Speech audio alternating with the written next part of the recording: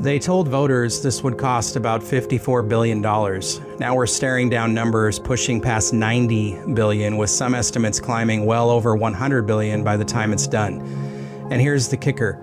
Some of you won't even see your part of the system until 2041. But don't worry, you're already paying for it.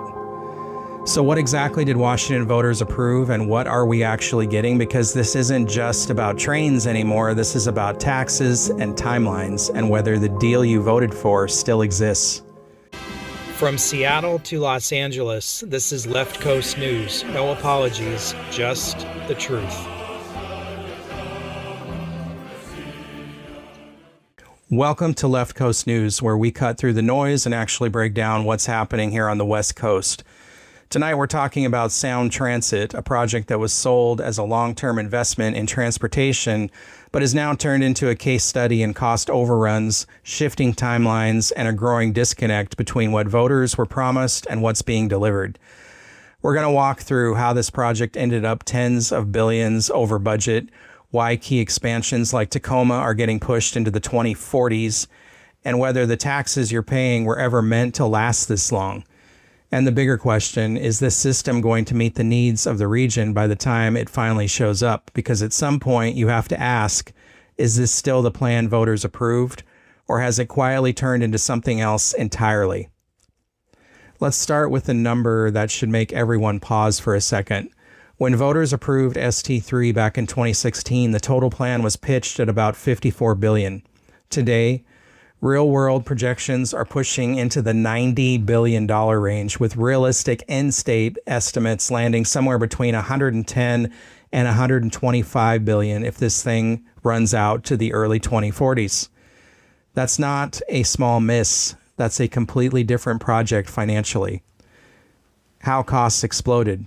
First, construction inflation. Back in 2016, nobody priced this system against post-pandemic labor shortages, material cost spikes, supply chain disruptions, and stack that over decades, and costs don't just rise, they compound.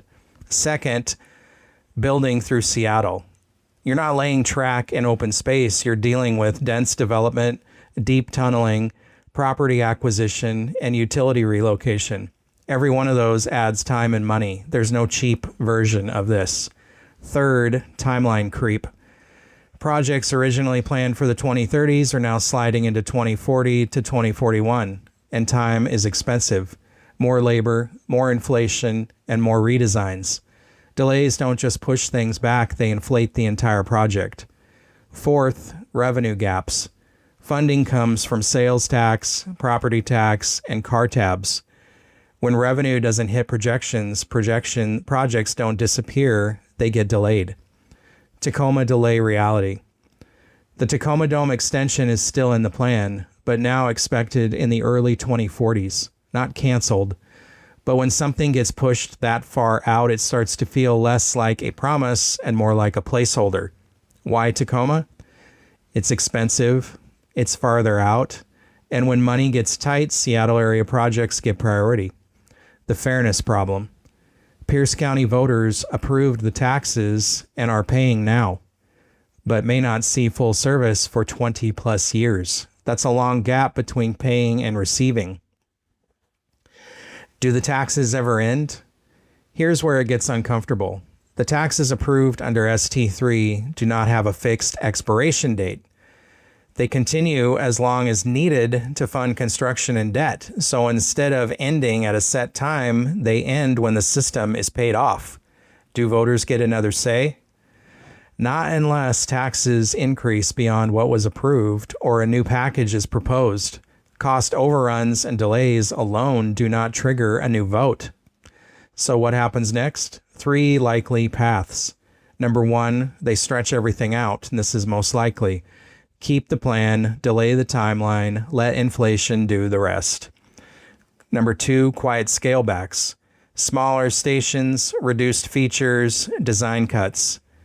Or three, political pressure, possible tax adjustments or oversight changes if voters push hard enough. Will the tech be outdated by then? No. Light rail isn't cutting edge tech, and that's why it lasts. What gets updated is trains, software, rider systems. What doesn't is the core infrastructure. The real risk isn't outdated tech. It's building a system that doesn't match how people commute in 2041. The real issue. This isn't just about transit anymore. It's about trust. Voters approved a price, a timeline, a scope, and all three have changed. But the taxes are still in place.